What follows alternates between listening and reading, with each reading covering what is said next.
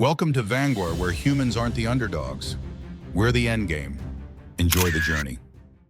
The stench of stale sweat and scorched fuel hung in the air like a bad memory that refused to fade.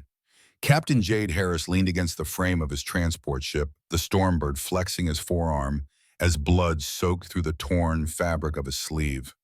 It wasn't a bad wound, just a scratch really, but it throbbed like a bastard. He grunted, eyeing the gash with a seasoned indifference. Another day, another debt to pain, he muttered. At 40, Jade had taken more hits than he could count. Some left scars, some didn't. Most like this one served only as footnotes in the growing biography of a man too stubborn to die. The Stormbird sat like a wounded animal in the corner of Dryfor Station's docking bay, its patched hull telling stories no one dared ask about. Burn marks, carbon scoring, and chunks of plating held together by rivets and sheer will. She wasn't pretty, but she had teeth, and she never quit, much like her captain. Jade rubbed the stubble on his jaw, more gray than brown now, then turned to spit on the grated floor. That's when he heard the voice. Captain Harris. He stiffened, fingers twitching near the holster on his belt. The voice was smooth, melodic, and unfamiliar, like poetry written in a foreign dialect. He turned a hand hovering by instinct. She stood tall, regal, almost and utterly alien. Der Aphilia era.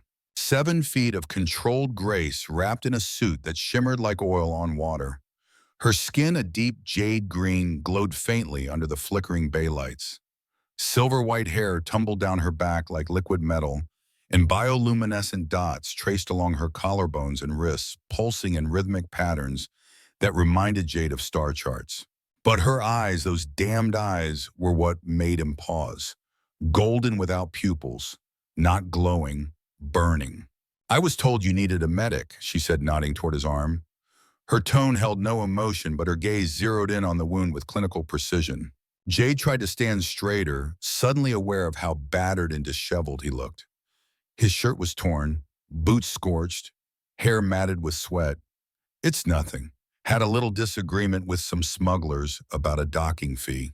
She stepped closer, her movement smooth, almost liquid. Let me see.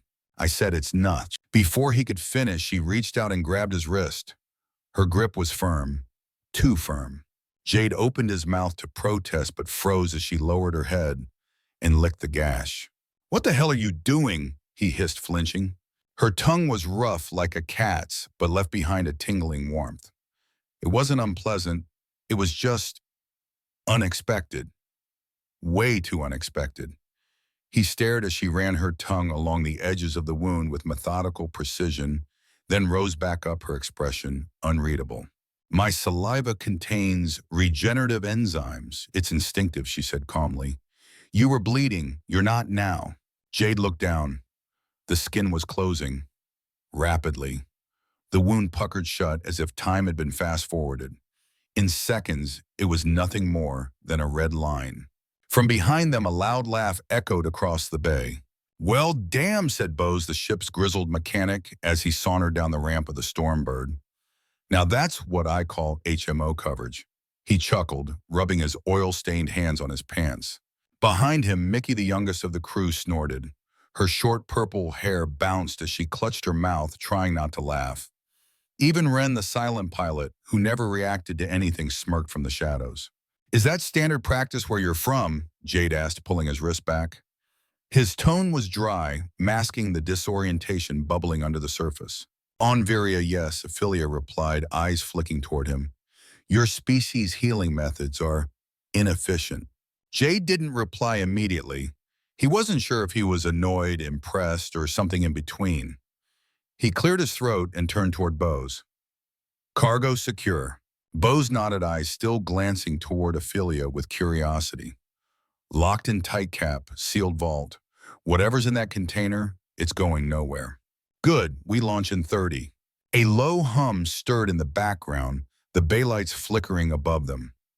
Jade watched Aphilia for another beat, noting how her presence subtly altered the atmosphere of the ship, like someone had turned the gravity up one notch. Jade gave her a curt nod. Da'ara Mickey'll show you to your quarters. The Stormbird ain't a cruise liner, so don't expect a spa. No expectations, Aphilia replied coolly. Just no licking unless authorized, Mickey said under her breath as she led the towering alien inside. Aphilia's head tilted slightly as if she were analyzing the comment for deeper meaning. She said nothing, but Jade didn't miss the glint of amusement in her golden eyes. When they were out of earshot, Bose leaned closer. That's the new medic, the one Tarsky recommended. Best combat medic in 3 systems, Jade said, though he wasn't sure if he was quoting fact or propaganda. Didn't mention she was a 7-foot-tall green goddess with a tongue that can stitch flesh. Bose muttered. I've seen a lot of weird in my day, Cap. But that's new. Jade didn't answer. He stared at his arm. Still tingling. Still warm. He'd been flying through hellholes and black zones for over 2 decades. Trusted few. Feared fewer. He'd seen aliens with acid blood and mercenaries with smiles sharper than knives. But nothing had ever unsettled him like this woman. She hadn't asked for permission. She hadn't even blinked, and his arm was healed. He tapped the side of the cargo crate beside him, the one holding the so-called Nexus embryo. No one knew exactly what it was, just that it had to reach Trixs 9 within 2 weeks. The payment was absurd. Enough to overhaul the Stormbird's busted nav system, replace her broken shield generators, and leave enough for the crew to take a long-earned break. Too good to be true, which meant it probably was. Jade looked up toward the corridor where Aphilia had vanished. A mysterious cargo, a woman from a species that rarely left their system, healing tongues, silent eyes. He turned to Bose and dropped his voice. Keep an eye on her. You mean besides the licking? Besides that. The Stormbird groaned as its old engines spun to life, vibrating through the deck, plating like the growl of some slumbering beast. Jade stood on the bridge, arms crossed, eyes locked on the screen displaying the departure logs. The hangar clamps released with a shudder. Mickey leaned back in her seat, feet kicked up on the console as she tapped through the navigational interface like she was playing a game. So she said with a sly grin, "Our new medic. You hiring aliens now or just making exceptions for ones with healing tongues and gravity-defying boobs?" Jade didn't take the bait. She came recommended. Tarsky swore by her. Yeah, but he also once recommended a cook who set our kitchen on fire trying to make toast. Jade grunted, not wrong. This one's different. Mickey's eyebrows shot up. You don't say. Focus on the jump coordinates, Jade muttered. Ren sat silently at the pilot's station, his dark fingers dancing across the analog controls. He hated autopilot, insisted he could feel the ship better this way. Jade had long since stopped arguing with him. Whatever worked. Behind them, Bose muttered curses as he ran diagnostics on the shield systems. The mechanic's corner of the bridge looked more like a garage tool, scattered wires, exposed duct tape holding together a cracked panel. He paused to rub grease off his hands and nodding toward Jade. You gonna tell us what's in that crate we're babysitting, or are we just flying blind into a high-paying death trap? Jade sighed and turned toward the crew. The client calls it the Nexus embryo. No details beyond that. Sealed container, quantum-locked, bioshielded. They paid half up front, the other half upon delivery to Trixs 9. E9. No scans allowed. Wait. Mickey leaned forward. You didn't scan it. Contract says we don't. She whistled low. That's not shady at all. It gets better, Bose added. Dark green giant shows up out of nowhere, licks your arm like it's a protein snack, and now she's strolling around the ship like she owns it. She saved me a hospital visit, Jade replied, though even he could hear the doubt in his voice. The sensation from her touch still lingered under his skin, warm, almost magnetic. Mickey turned toward Ren. Back me up, silent man. This whole job's screaming double-cross with extra steps. Ren said nothing, but his lips pressed into a thinner line. That was agreement for him. Jade ran a hand through his hair. Look, I get it. This smells. But the pay's too good to ignore.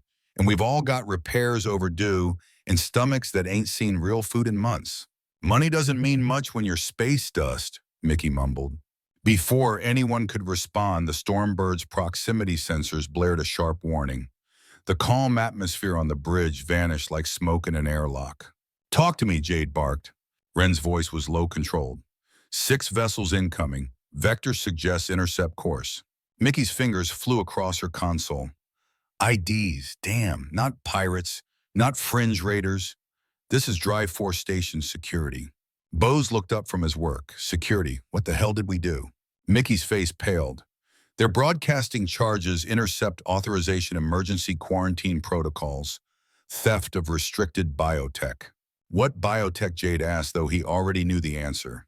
The embryo, Mickey replied grimly. They're saying we stole it from a Foundation lab. Jade cursed hard and loud. Son of a damn Foundation set us up. It gets better. Mickey continued. They're authorized to use force, deadly if resisted.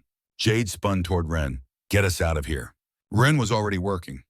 We're still inside station mass. I need a few clicks to clear the grav field. Mickey prepped for Caraxes Nebula jump. We'll lose them in the dust. Mickey nodded, typing rapidly. Plotting course. It'll be a rough ride. As the crew moved, Jade turned toward the back of the bridge. Aphilia stood there, still, silent. Her golden eyes locked on the approaching vessels through the viewport. She hadn't said a word since the alarm triggered. What is it? Jade asked, voice low. They're not after the cargo, she said softly. Jade tensed. Explain. They're after me. Time seemed to pause.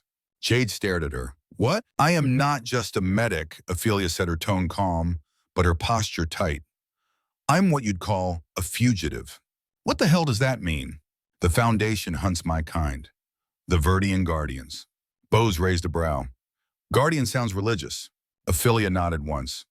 In a way, we were engineered generations ago to protect certain artifacts. Artifacts like the Nexus. So this isn't just a job, Jade said. It's a trap. For both of us, Aphilia admitted. Outside, the enemy ships were closing fast. Rin now, Jade shouted. The Stormbird jolted as the docking clamps released fully and the engines flared. Mickey yelled, jump coordinates locked. Jade gritted his teeth. Punch it. The ship leapt forward, a sudden jolt flinging everyone back as the Stormbird tore away from Dryfor. Plasma blasts streaked across the void, just missing the hull. The entire ship groaned, warning lights flashing. Incoming firebows roared. Shields at 70%. Evasive maneuvers, Jade barked. Mickey burned the route to Caraxes. Doing it now. Another hit rocked the ship. Sparks flew from the overhead panel. Jade stumbled, caught himself on the console, and turned to Aphilia. You have any other secrets we should know about? She met his gaze without blinking. If I told you everything now, you wouldn't believe it. Try me. I'm trying to stop them, she said. They want the embryo to create their own universe. A controlled one, engineered. My people were made to prevent that. You're saying that thing in our hold can make a universe? Yes. Jade blinked, then blinked again. You're serious. I'm never not. Good to know, Bose muttered. Just once I'd like to haul something boring, like potatoes. Suddenly, Mickey shouted, entering the fold. Jade looked up. Outside space began to ripple.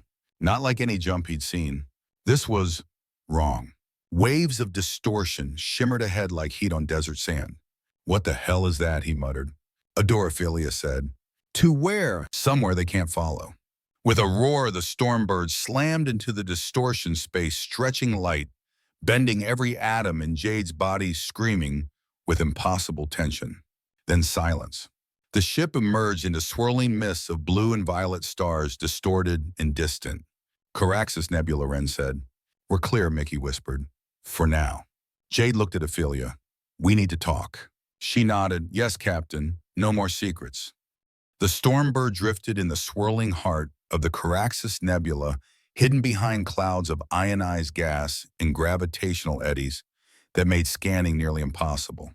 It was the perfect place to vanish if you didn't mind the nightmares. Captain Jade Harris sat in the galley with a cold cup of synth coffee untouched beside him. His fingers traced the edge of the table, eyes distant, as if staring into something far older than himself. The light of the nebula filtered through the viewport in shifting purples and deep blues, casting ghostly shadows across the room. You okay, Cap? Mickey's voice pulled him from his daze. She stood by the entrance, arms crossed, a half smile barely masking the worry behind her violet eyes. Jade grunted, just tired. Right, because the last few hours have been totally relaxing. She walked over and plopped down across from him, grabbing his coffee and taking a sip like it was hers. Jade didn't protest. You ever think maybe we should have taken that job hauling livestock for the Naxorians? You mean the one where their cows explode under stress? No thanks. They both chuckled. It felt good, brief. Then silence fell again. After a moment, Mickey leaned in. Look, about Aphilia, you trust her? Jade didn't answer immediately. She saved my life, he finally said. She also conveniently showed up the exact moment we got saddled with the galaxy's most dangerous mystery box. And now she says she's some kind of fugitive guardian from a race no one's seen in decades. She hasn't lied, Jade replied. Not yet. That we know of. He stood stretching his sore muscles. Keep an eye on her. But don't poke the hornet's nest unless you want to get stung. Mickey nodded but didn't look satisfied. Down in cargo hold 3, the air was thick with tension and the hum of something alive. The Nexus embryo, as the client had called it, sat in a containment field at the far end of the hold. It pulsed softly, a swirling sphere of not quite matter, its core shifting between colors and shapes like it couldn't decide what it wanted to be. Stars cells like darkness. It was mesmerizing. Jade approached it cautiously, his footsteps echoing against the metal floor. He didn't know why he came down here alone. Maybe curiosity. Maybe something else. He stood before it, arms crossed, watching as it changed with every second. Then he heard something. A whisper. No words, just sound inside his mind. He stepped back. What the hell? The whisper grew louder, pulsing with the embryo's glow. He felt dizzy, staggered. His vision blurred, and for a moment he saw something impossible. A battlefield under 3 suns' bodies, scattered crystal towers burning. He shook his head violently. Get a grip, Harris. Then something behind him moved. Too fast. He turned. A sharp pain exploded in his side. A dark shape leapt away, vanishing into the shadows. One of the Mantis drones, a stowaway, a defense mechanism from the embryo itself. Jade collapsed, clutching his side as warmth flooded through his jumpsuit. Blood. He could feel it soaking his ribs. He tried to crawl, reached for the comm on his wrist. Nothing but static. His vision faded. The last thing he saw before everything went black was the pulsing embryo and a figure running toward him. Silver hair catching the light. He woke up gasping. Pain raw and deep flooded his chest. Then hands warm, strong, pressed against his skin. Stay still, Aphilia said, her voice urgent but steady. Jade tried to move, but the pain pinned him like a vice. You were stabbed, she said. Deep. You're lucky it missed your heart. Feels like it hit everything else, he groaned. She pressed harder. Something cool spread through his body. Not liquid, not energy. Something in between. I can't repair this fully with saliva, she said. We need to perform a full fusion. Jade blinked up at her. A what? Her face was calm, too calm. A Verdanian healing ritual. Skin to skin, spirit to spirit. That sounds suspiciously like foreplay. Then you'll survive. She unzipped his jumpsuit, her movements clinical but fast. Her own bodysuit shimmered before dissolving into thin strands, folding back into her skin like living threads. Jade's eyes widened. You're serious? Aphilia leaned over him, her body glowing with internal light constellations of bioluminescent dots forming complex symbols across her chest, shoulders, and hips. This will hurt, she warned. Then she pressed her skin against his. And the universe exploded. There was no ship, no nebula, no body, only light and her. She was everywhere, around him, within him. Their minds touched, then merged. Thoughts flowed like rivers, memories bleeding into each other. He saw Verdania, her home, its fall, a great battle, a nexus like the one in their hold exploding with energy as soldiers screamed. He saw himself, not as he was, but as someone else. Armor, fire, a blade of light clutched in his hand.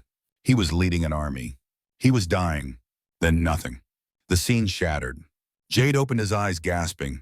The pain was gone. So was the wound. Aphilia hovered above him, breathless skin dimming as her energy faded. He sat up, running a hand over his chest, smooth, clean, no scar. What did you do to me? He whispered. I reminded your body what it truly is, she said, weak but smiling, and what it was always meant to become. He stared at her, not as an alien, not even as a woman, but as someone who knew him deeper than anyone ever had. And that terrified him. "Rest now," she said, leaning against the wall. "You're going to need it." "For what?" "For remembering the rest." Jade Harris woke to silence and the strange realization that he could hear everything. The hum of the Stormbird's reactor several decks below, the minute shifting of cooling pipes, the faint rhythmic pulse of Aphilia's heartbeat just meters away through the corridor wall. He sat up slowly in his bunk, half expecting the pain to return, but his body felt better. Not just healed, reforged, stronger, faster. A subtle vibration buzzed beneath his skin like a low-frequency energy waiting to be shaped. For the first time in years, he felt young, alive, and deeply unsettled. He slid off the bed, bare feet landing softly on the cold metal floor, and glanced in the small mirror beside his locker. His reflection stared back, but something was off. His irises seemed darker, tinged faintly with gold, and behind them something stirred, something old. He'd always been a man of instinct. Live fast, trust few, shoot first if it feels wrong. But now there was a second instinct beneath the first one he couldn't name. Like he'd become a passenger in his own skin. A soft knock tapped on his door. "Aphilia," he said, already knowing it was her. The door hissed open. She entered quietly, wearing modified ship fatigues that hugged her tall frame. Her silver hair was braided back, but faint glimmers still danced along her collarbones like bioluminescent constellations. "You're awake," she said, voice level. Jade raised an eyebrow. "You really didn't think I'd wake up?" She paused. "You were farther gone than I expected." He studied her. "You didn't just save me, you changed me." Her eyes flicked to his chest, then back to his face. "I only accelerated what was already dormant." He stepped closer. "You keep talking in riddles. Time to stop." She hesitated. "Then you've felt it, haven't you, since we touched? The visions, the voices." He nodded. "They're not just dreams." "No," she said softly. "They're memories. Not mine." "They are." Yekai frowned. "I saw a battle. 3 suns. Towers made of crystal burning. A man in armor, his face mine. But older, wiser, or maybe just broken." "That was you," Aphilia whispered. "Or rather, the version of you who once bore the name Harajan." Jade's chest tightened. "You think I'm some kind of reincarnation?" "No, you're not his descendant. You're not a copy. You're him. Always have been." "That's impossible." "For your species, maybe, not for mine, and not for those bonded to the Nexus." Jade backed away, hands on his hips as he paced. "I'm a freighter captain. I haul spice crates and occasionally shoot at pirates. I'm not a chosen warrior from 1,000 years ago." "You are," she said, simply, "and the Nexus knows it. That's why it called to you, why it unlocked for you." Jade stared at her, something hard forming behind his eyes. "Start from the beginning. No more fragments." Aphilia nodded. "The Nexus embryo isn't just some artifact. It's a cosmic seed capable of birthing realities. It was never meant to be owned, only protected, guarded, by you, by both of us. My people, the Verdian Guardians, were created to defend it. Yours carry the ability to activate it. Your bloodline resonates with its frequency." Jade blinked. "My bloodline." She walked over to the wall terminal, pulling up an old star map. With a few commands, she highlighted a remote sector of space. 1,000 years ago, you fought alongside my ancestors. You wore the armor of Harajan and helped seal a breach between dimensions. But the price was steep. The Nexus reset the cycle and cast you backward through time. Scattered. You're saying I've been born and reborn. Again and again." She nodded. "And now the cycle has reached its convergence." Jade's voice was low. "That's why I've always felt out of place." Aphilia took a step toward him. "You are more than just a man, Jade. You are a bridge." "To what?" "To everything." He sank onto the edge of the bed, elbows on knees, mind spinning. Mickey's voice cracked through the intercom. "Cap, you need to get up here." Bose found something weird in the cargo hold. Jade and Aphilia exchanged a look. The conversation would have to wait. The embryo's containment field was open. It sat atop the workbench like it had chosen to move itself, pulsing with a steady rhythm that mirrored a heartbeat. Jade approached slowly, his breath catching. "It's alive," he whispered. No, Aphilia corrected. "It's awakening." Bose stood on the other side of the room, arms crossed, a wrench still in his hand. "I didn't open it, Cap. I just walked in and found it like that. Not even a trigger alarm." Mickey leaned against a crate, arms crossed. "Maybe it likes his cologne." Jade shot her a look, not helping. But Aphilia stepped closer to the embryo. Eyes narrowing, it responded to proximity, to Jade's presence. Mickey scoffed. "You're seriously telling me this glowy space egg is sentient and has a crush on our captain?" "It's not affection," Aphilia said. "It's recognition." Bose scratched his beard. "Maybe this thing's got good taste." Jade ignored them. His focus was locked on the embryo. Its color shifted faster now, galaxies forming and unforming inside its translucent shell. "It wants something," he said quietly. "It wants you," Aphilia replied. "It's calling to your other self." Mickey rolled her eyes. "Okay, you know what? I've had enough cryptic prophecy and cosmic destiny for one day." She turned toward the door but hesitated. "Cap," she said, glancing back, "we need to talk. Privately." Jade nodded. 10 minutes. My quarters." She left, but not before casting one last glance at Aphilia and the embryo. Aphilia stepped forward, hand hovering above the artifact. "Be careful," Jade warned. "I won't touch it," she said, "yet." He studied her. "What happens if it hatches?" Her voice was quieter now. "Without guidance, it could unravel reality, tear down the walls between dimensions, destroy everything. And with the right guidance, it could create something new, a universe shaped not by chaos, but by will." Jade felt the hum in his blood again, stronger now. The embryo pulsed once, and he swore he heard a whisper in the back of his mind. His own name, but not the one he used now. Harajan.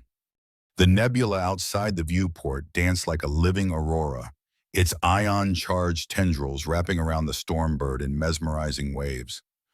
But inside the ship, the atmosphere had shifted from tension to something else, something harder to define. Awareness. Jade stood alone in the central systems chamber, deep in the bowels of the ship. It was a tight space filled with glowing coils and old fusion conduits, a place Bose lovingly referred to as the swamp. Most captains never ventured down here, but Jade was no longer most captains. He closed his eyes and reached. The world around him didn't vanish, it expanded. He could feel the ship, the way it breathed, the way energy moved through its patchy circuits like blood through arteries. He could sense the faint vibrations of the reactor core, the idle hum of backup processors, the low flicker of the damaged stabilizer on deck 2. But more than that, he could touch them, not physically, mentally, like strands of silk between his fingers. A thought sparked in his mind. He focused on the cracked fusion relay above him, and it hummed louder, stabilizing, rerouting current before it could arc into an overload. Jade opened his eyes. The relay stayed steady. No sparks, no alarms. He exhaled slowly, sweat dripping from his brow. It was real. He wasn't hallucinating. Not anymore. He could command the ship, not with code or wires, but through will. The crystalline repair material Bose had welded into the hull from Verdania. It had done more than patch damage. It had linked him. The ship had become an extension of himself, or maybe he had become part of it. He found Aphilia in the med bay tuning a scanner with precise flicks of her fingers. She didn't look up when he entered. "You're projecting again," she said. "I wasn't trying to. It's getting stronger. The energy's leaking off you like heat from an overworked reactor." Jade leaned against the wall, arms crossed. "I can feel the ship. Not just know where the damage is, I can fix things. Shift power without touching anything."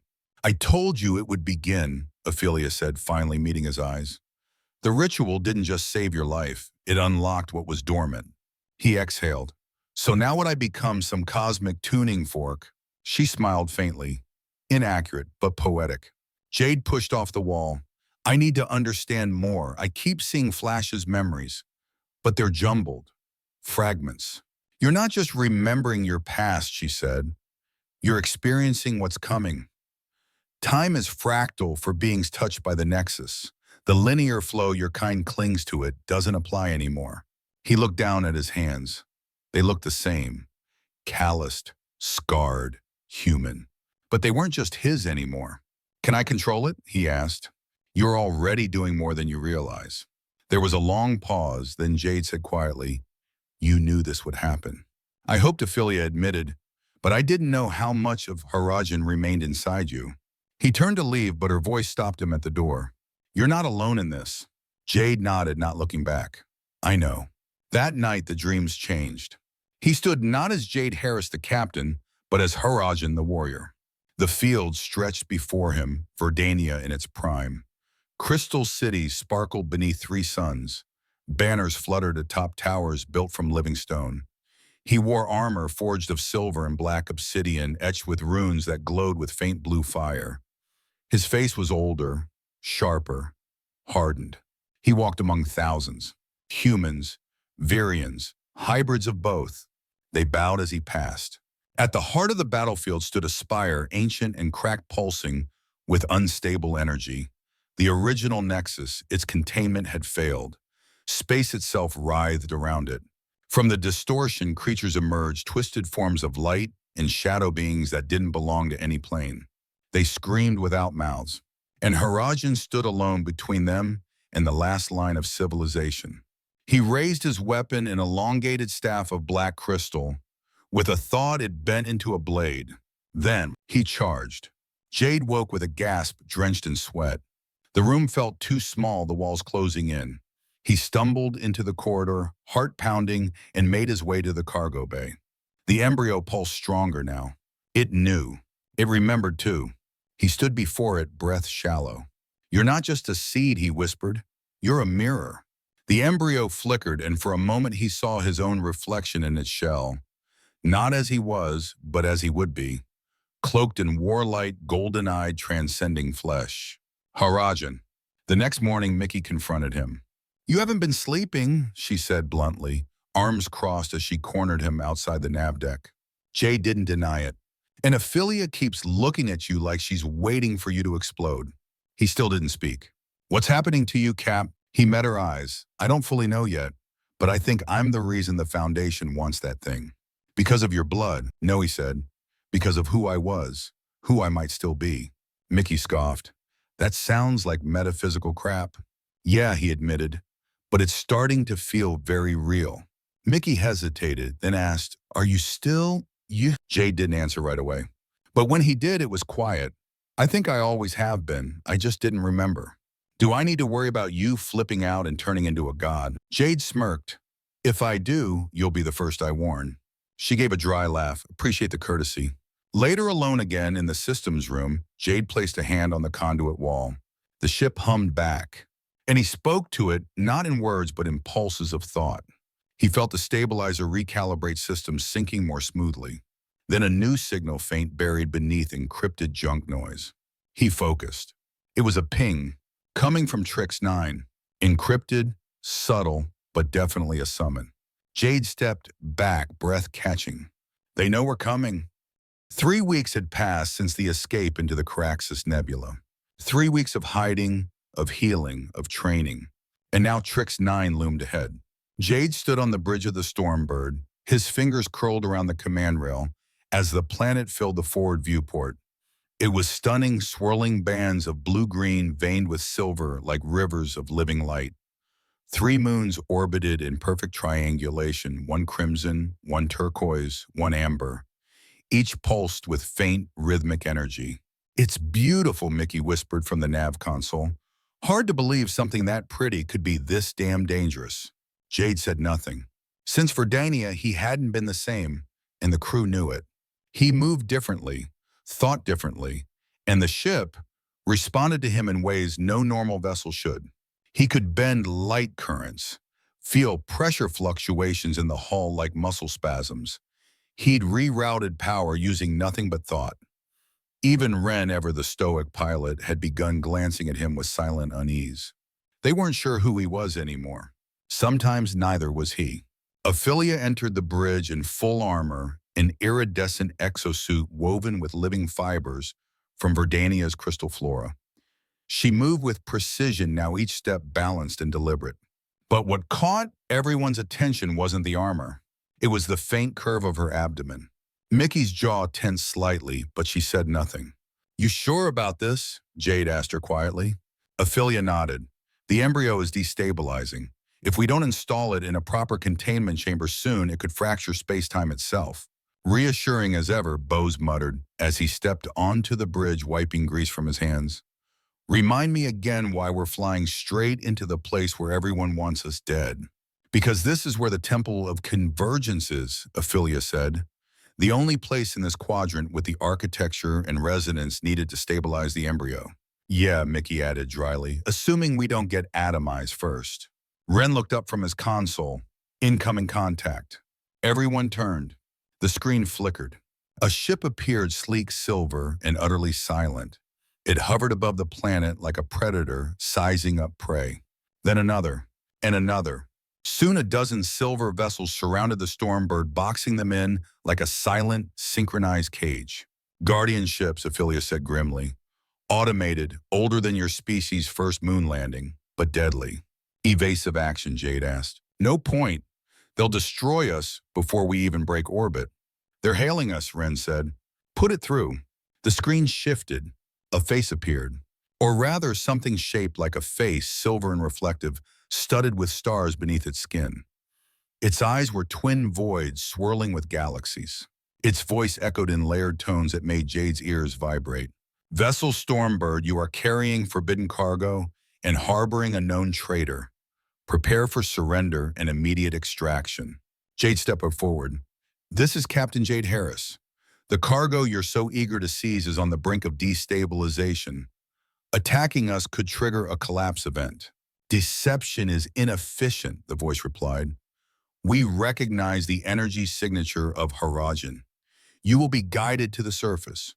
Resistance will be met with total force." The screen cut. Two of the Guardian ships broke formation and flanked the Stormbird, directing it toward a massive structure on the planet's northern continent. "The Citadel of Ancients," Aphilia whispered, her face pale. "But that's not where the temple is." "What do you mean?" She turned to him, dread creeping into her voice. "The temple is beneath the Citadel. They're taking us to the council chamber instead." "For judgment," Mickey muttered, "or execution." Ren looked at Jade. "Orders." Jade stared out at the planet, jaw clenched. "We land, but no one touches that embryo until I say so." The Stormbird descended through the upper atmosphere, rocking in the high-altitude currents. Sensors buzzed erratically, distorted by the planet's natural energy fields. Below them sprawled a shimmering city, entirely silver-shaped like concentric spirals, with impossible towers that twisted against gravity. In the center stood the Citadel, like a dagger piercing the sky. They landed on a floating platform surrounded by hovering guard drones. Hundreds of silver beings, members of the Unified, waited below. They moved in perfect synchronicity, like copies of one another, their features smooth and unreadable. Godsbose muttered, "Creepy." Jade checked the embryo sealed in its containment field. It pulsed slowly, but the rhythm had changed. It was sinking to him. He turned to the crew. "No weapons, no sudden moves. We play their game for now." They descended the ramp, Aphilia beside him, carrying the embryo. Ren, Mickey, and Bose followed at a distance. At the foot of the ramp, 12 silver figures approached, led by the being who had spoken to them before. It raised a hand. "Harajan, the traitor, and the child. All have returned." Jade narrowed his eyes. "Let us pass. We need to reach the convergence chamber." "You are not in control. The convergence will proceed under council observation.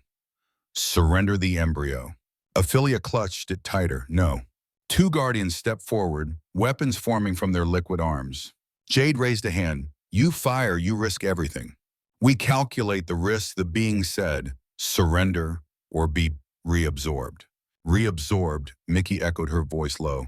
"They want to pull us into their mind hive," Aphilia said. "To erase identity. It's what they did to my people." Jade's pulse thundered. His skin buzzed. Energy crackled at his fingertips. The air around him shimmered. The council leader tilted its head. "Your powers have awakened, but they remain undisciplined." The guardians moved to seize them. Jade's restraint snapped. A shockwave blasted outward, raw, blue-white energy bursting from his body.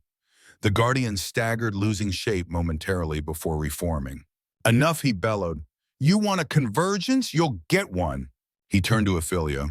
We're doing this our way. Get us inside the temple.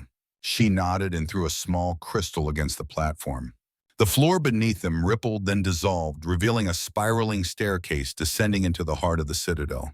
Run, Jade shouted. They fled, diving into the opening as alarms wailed behind them. Silver figures gave chase, liquid bodies distorting into forms more suited for pursuit. Jade covered their retreat, hurling blasts of telekinetic force down the corridor, buying seconds with every burst. The embryo pulsed brighter in Aphilia's hands, now reacting to his power like a drumbeat of fate. They reached the chamber at the bottom, a circular space carved from crystal and laced with golden veins of living metal. At its center stood a pedestal, a perfect cradle. The temple of convergence, Aphilia breathed. Jade placed the embryo on the pedestal. Immediately the chamber began to glow. Symbols lit up along the walls, ancient and unreadable but familiar to Jade like dreams remembered. A voice rang out from above. You do not understand what you are awakening. The council descended, 13 figures in perfect unison, silver skin shimmering. Jade stepped between them and the embryo. I do now. The temple of convergence trembled underfoot. As Jade stepped away from the pedestal, the Nexus embryo pulsed like a living star, its swirling mass of galaxies aligning in patterns that defied language, but whispered deeply into the marrow of existence. Symbols ignited across the crystal walls, cascading outward in concentric waves, responding not to the chamber, but to him. The 13 silver counselors descended from their suspended thrones above, each identical in form, perfect, ageless, artificial. Their voices layered together into one chilling harmony. The catalyst has returned. The convergence begins. Surrender the embryo and the child. Jade stepped in front of Aphilia, his presence crackling with barely contained energy. The symbol on his chest, etched by memory, by destiny, flared like blue fire beneath his shirt. No, he said, his voice resolute. The embryo stays, and you're not taking her. One of the counselors glided forward, lifting a hand. You were not created to resist. You were designed, grown, calibrated. Hurricane was never a hero, only a weapon. Funny thing about weapons, Jade said, stepping closer, you never know who they'll point themselves at. With an imperceptible command, 2 liquid guardians surged forward. Jade raised a hand. The air cracked. A pulse of force burst from his palm, flattening both attackers before they reached him. Their bodies folded, compressed into metallic puddles, reforming sluggishly. Crude, the counselor said, emotionless, untrained. You haven't seen anything yet, Jade growled. But then from behind him, a gasp. Jade spun. Aphilia had collapsed to one knee, her hands clutching her belly. The embryo's pulses were accelerating, resonating with her, and the unborn child inside her was reacting violently. She's sinking too fast, Aphilia whispered. The energies bleeding into him. The child is the key, one of the counselors said, stepping closer. The bridge between Verdian memory and Harajan's will. Its consciousness will shape the next iteration. Jade's mind reeled. Next iteration? What does that mean? This universe is unsatisfactory, corrupted by chaos, choice, entropy. The Nexus will erase it, rewrite it, guided by the catalyst bloodline. You want to overwrite existence, he spat. Turn life into a simulation you can control. We will improve it. No, Jade said, stepping between Aphilia and the council again. You had your turn. He reached back and gripped Aphilia's wrist, focusing all of himself, his memories, his pain, his fury, his truth into the link they shared. The embryo reacted. A shock wave erupted from the pedestal, blasting outward like a nova of thought. The council staggered, not physically, but mentally, reeling from the emotional impact of something they had long discarded: individual will. The symbols on the wall brightened. Jade stood straighter. The chamber responded to him now, not just to Harajan, but to Jade Harris, the stubborn captain, the man who made his own luck, his own path. And he remembered all of it. The battlefield on Verdania, the breach in the sky, The moment he had chosen to sacrifice himself, casting his essence backward in time to stop the Nexus from falling into the Council's control. He wasn't a soldier. He wasn't a god. He was a man who chose. And now he chose to fight again. "Run!" Jade barked at Aphilia. "Get to the exit stairwell." "But go." Aphilia grabbed the embryo still contained in its crystalline field and darted toward the side corridor. The Council shrieked 13 voices, dissonant now breaking harmony. "Guardians, activate." Liquid forms surged from hidden compartments in the walls, converging on Jade and the fleeing Aphilia. He roared and the ground split. Raw energy erupted from his body, cracking through the chamber floor in jagged veins of white-blue light. He lifted both arms, and the broken crystal beneath his feet lifted with him, forming a barrier wall that bought Aphilia a few precious seconds. Then they came for him.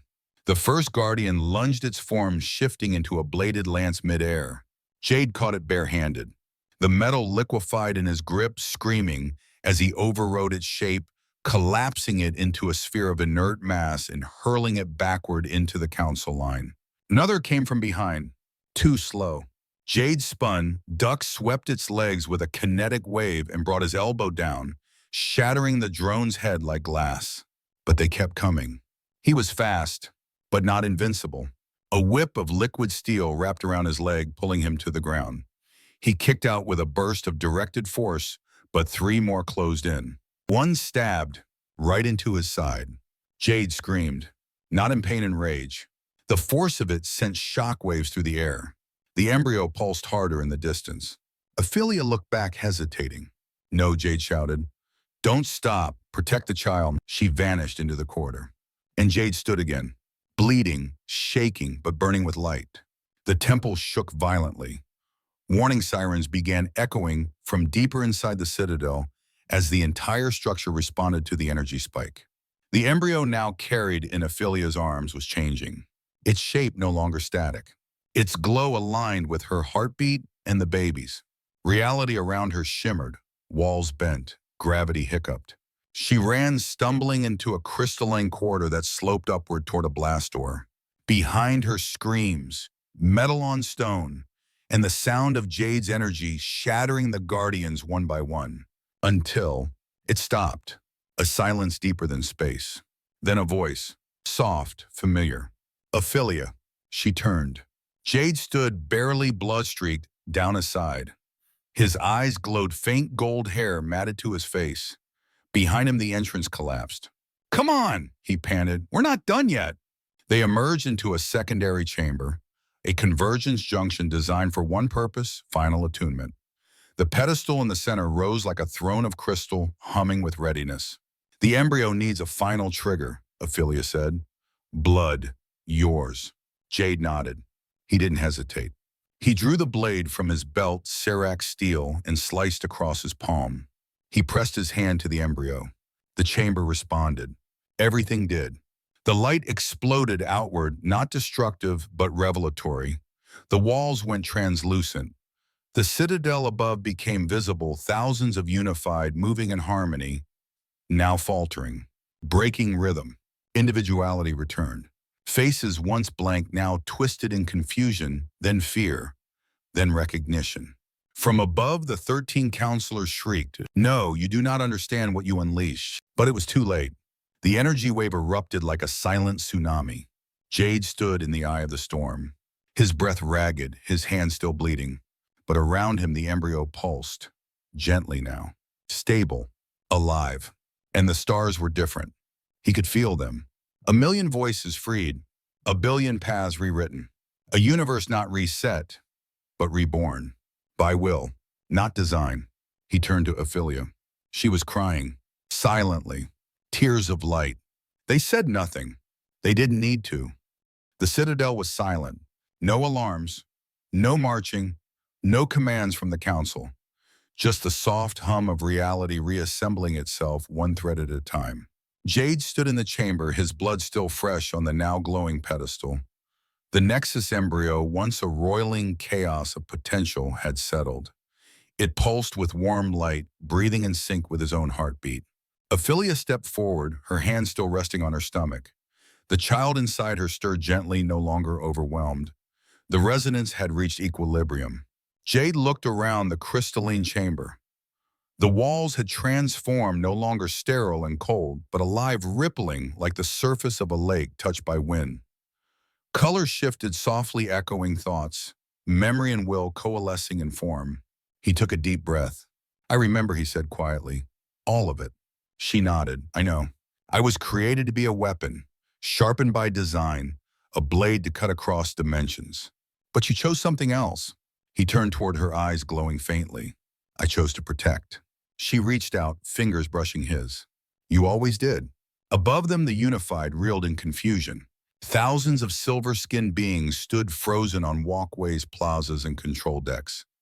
No longer a hive mind, their minds were their own, again splintered, frightened awakening.